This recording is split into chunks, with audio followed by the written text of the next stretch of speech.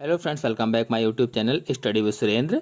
LT grade exam में common subject सामान्य अध्ययन अथवा जनरल स्टडी के आज के पार्ट में आप सभी लोगों का स्वागत है। 20 नंबर तक क्वेश्चन हो गए थे पिछले वीडियो में। 21 नंबर क्वेश्चन है, प्रयाग स्तंभ अभिलेख का संबंध किस राजा से है। प्रश्न पूछा गया है, प्रयाग स्तंभ अभिलेख का संबंध किस राजा से है। तो मैं आपको एक हिंट देता हूं, यानी इस प्रश्न का सही ऑप्शन चुनने के लिए आप लोगों को एक हिंट देता हूं कि प्रयाग स्तंभ अभिलेख का संबंध गुप्त साम्राज्य से है। जो गुप्त साम्राज्य था इससे है। अब सोचो और बताओ कि कौन सा ऑप्शन इसमें से सही हो सकता है। 4 ऑप्शन दिए गए हैं, समुद्रगुप्त, चंद्रगुप्त, रुद्रदामन, अजातशत्रु। आंसर सही होगा इसमें से पहला, समुद्रगुप्त। आपको बता दें कि गुप्त वंश का प्रथम महत्वपूर्ण शासक जो था वो चंद्रगुप्त प्रथम था, और ये जो समुद्रगुप्त हैं ये चंद्रगुप्त प्रथम का पुत्र था। समुद्रगुप्त कौन है? तो चंद्रगुप्त प्रथम का पुत्र है। और इतिहासकार वी.एस. स्मिथ ने समुद्रगुप्त को भारत का नेपोलियन कहा था। जो इतिहासकार वी.एस. स्मिथ थे, इन्होंने समुद्रगुप्त को भारत का नेपोलियन कहा था। हर पॉइंट को ठीक से समझते रहो, कहीं से भी प्रश्न बन सकता है। और इस प्रश्न में जो प्रयाग स्तंभ है इसकी जगह इलाहाबाद स्तंभ लेख लिखा हो या अभिलेख लिखा होता तो भी यही आंसर होता। आते हैं दूसरे क्वेश्चन पर। सर्वप्रथम सिक्कों पर लेख लिखने का कार्य किसने किया। सिक्कों पर लेख लिखने का कार्य किसने किया था? तो 4 ऑप्शन आपके सामने दिए गए हैं। इसमें से कौन सा ऑप्शन सही हो सकता है? गुप्तकालीन शासकों ने, मौर्यकालीन शासकों ने, यवन शासकों ने, उपरोक्त में से कोई नहीं। आंसर सही होगा इसमें से सी, यवन शासकों ने किया था। बता दें कि यवन शब्द का अर्थ यूनान देश का निवासी हो। यवन मतलब यूनान देश का निवासी यानी यूनानी, यूनान देश का निवासी यानी यूनानी। तो भारत में यूनानियों के आने पर उन्हें यवन कहा जाता था, यवन। और यवन शासकों में सिकंदर जो था सबसे शक्तिशाली था, और यवन भारत पर आक्रमण करने वाले सबसे पहले आक्रांता थे। फिर आते हैं नेक्स्ट क्वेश्चन पर। गर्तावास के साक्ष्य कहाँ से मिले हैं? गर्तावास के साक्ष्य पूछा गया है। 4 ऑप्शन दिए गए हैं और ऑप्शन इसमें सही होगा पहला, बुर्जहोम कश्मीर से मिले हैं। आपको बता दें कि जो नवपाषाणिक पुरा स्थल है वो बुर्जहोम है, यानी कश्मीर में जो है बुर्जहोम, ये नवपाषाणिक पुरा स्थल है और यहाँ से गर्तावास के साक्ष्य प्राप्त हुए हैं। नेक्स्ट क्वेश्चन है, जुते हुए खेत के साक्ष्य कहाँ से मिले हैं? जुते हुए खेत के साक्ष्य लोथल, कालीबंगा, हड़प्पा, चौहदड़ो कहाँ से मिले हैं? तो आंसर इसमें सही होगा बी, कालीबंगा से जुते हुए खेत के साक्ष्य प्राप्त हुए हैं। आपको बताते चलें कि कालीबंगा स्थल के उत्खननकर्ता, जो कालीबंगा स्थल है इसके उत्खननकर्ता बीबी लाल और बी के थापर थे। बीबी लाल और बी के थापर याद रखेंगे, प्रश्न पूछा जा सकता है। और ये घग्घर नदी के तट पर, घग्घर नदी के तट पर है क्या कालीबंगा जो स्थल है।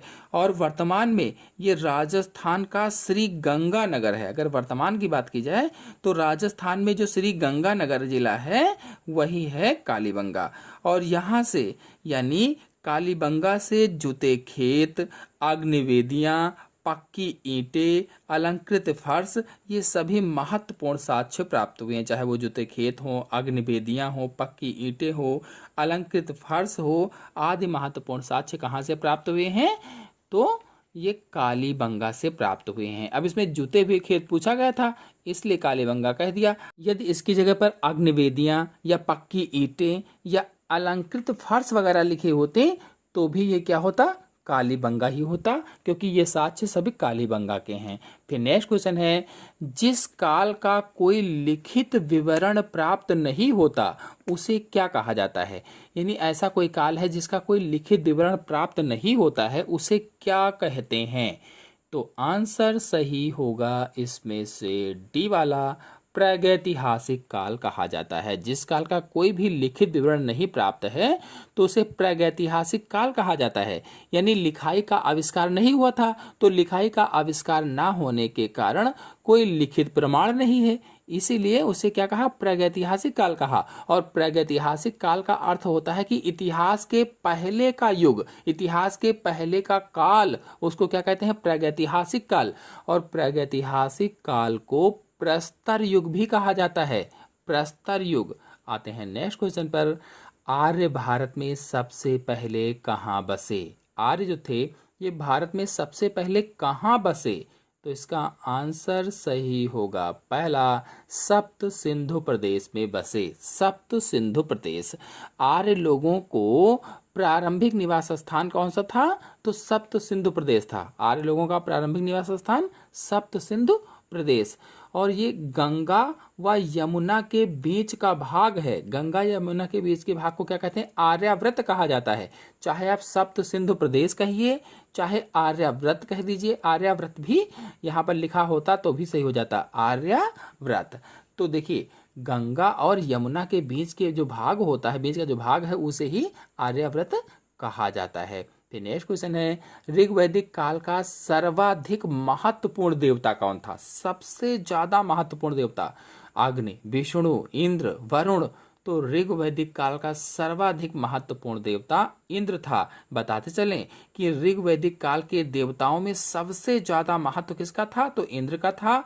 और इसके बाद में अगर देखा जाए, यानी इंद्र के बाद अग्निदेव व वरुण देव का महत्व था। यानी पहले नंबर पर इंद्रदेव, दूसरे नंबर पर अग्निदेव और तीसरे नंबर पर वरुण देव का महत्व था। और ऋग्वेद में इंद्र को पुरंदर कहा जाता था। इंद्र को क्या कहते थे ऋग्वेद में? पुरंदर। देखो यहाँ पर ऋग्वैदिक काल का देवता पूछा गया था।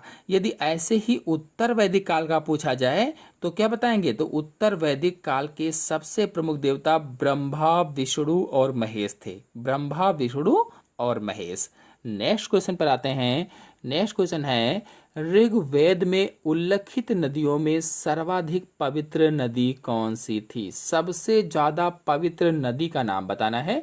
तो आंसर सही होगा इसमें से बी, सरस्वती नदी सबसे अधिक पवित्र नदी थी। आपको बता दें कि सरस्वती नदी हमेशा जल से भरी रहती थी और इसकी लंबाई 1600 किलोमीटर है। लगभग में 1600 किलोमीटर लंबी है सरस्वती नदी। और इसके किनारे अनाज खूब उत्पन्न होता था, खूब सारा अनाज पैदा होता था। नेक्स्ट क्वेश्चन है, ऋग्वैदिक आर्य किसकी पूजा करते थे? जो ऋग्वैदिक आर्य हैं ये किसकी पूजा करते थे? तो गाय की, वृक्ष की, माता की, प्रकृति की। आंसर सही होगा इसमें से डी, ऋग्वैदिक आर्य प्रकृति की पूजा करते थे। नेक्स्ट क्वेश्चन है, ऋग्वेद के 10वें मंडल में निम्न में से किसका उल्लेख पहली बार मिलता है? किसका उल्लेख 10वें मंडल में? तो शूद्र का उल्लेख पहली बार मिलता है। बी वाला ऑप्शन सही होगा। नेक्स्ट क्वेश्चन है, गायत्री मंत्र का उल्लेख किस वेद में है? गायत्री मंत्र का उल्लेख यजुर्वेद, अथर्ववेद, ऋग्वेद, सामवेद। तो गायत्री मंत्र का उल्लेख ऋग्वेद में है। बता दें कि गायत्री मंत्र ऋग्वेद के तीसरे मंडल में है, तीसरे मंडल में। नेक्स्ट क्वेश्चन है, ऋग्वैदिक आर्यों की भाषा क्या थी? ऋग्वैदिक आर्यों की भाषा पूछा गया है। द्रविड़, संस्कृत, पाली, प्राकृत। तो आंसर सही होगा इसमें से बी, ऋग्वैदिक आर्यों की भाषा संस्कृत थी। नेक्स्ट क्वेश्चन है, निम्नलिखित में से प्राचीनतम वेद कौन सा है? प्राचीनतम यानी सबसे पुराना वेद कौन सा है? तो सबसे पुराना वेद ऋग्वेद है। अगर नए की बात की जाए तो सबसे नया वेद अथर्ववेद है, सबसे पुराना ऋग्वेद है। नेक्स्ट क्वेश्चन है, निम्नलिखित में से किस वेद की रचना गद्य एवं पद्य दोनों में की गई थी? गद्य और पद्य, ऐसा कौन सा वेद?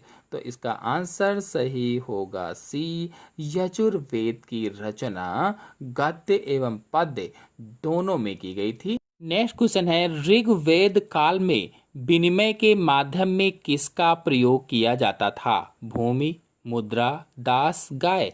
विनिमय के माध्यम में किसका उपयोग करते थे? तो आंसर सही होगा इसमें से लास्ट वाला, गाय का प्रयोग किया जाता था। नेक्स्ट क्वेश्चन है, ऋग्वैदिक काल की सबसे प्राचीन राजनीतिक संस्था कौन सी थी? सबसे प्राचीन राजनीतिक संस्था, सभा, समिति, विदथ, परिषद। तो सबसे प्राचीन राजनीतिक संस्था सभा थी, सभा। आशा है आप सभी लोगों को आज के सभी क्वेश्चन अच्छे से समझ में आ गए होंगे। अच्छे से समझ में आ गए हो तो वीडियो को लाइक और शेयर कीजिए। चैनल पर नए हैं तो चैनल को सब्सक्राइब कर लीजिए। धन्यवाद।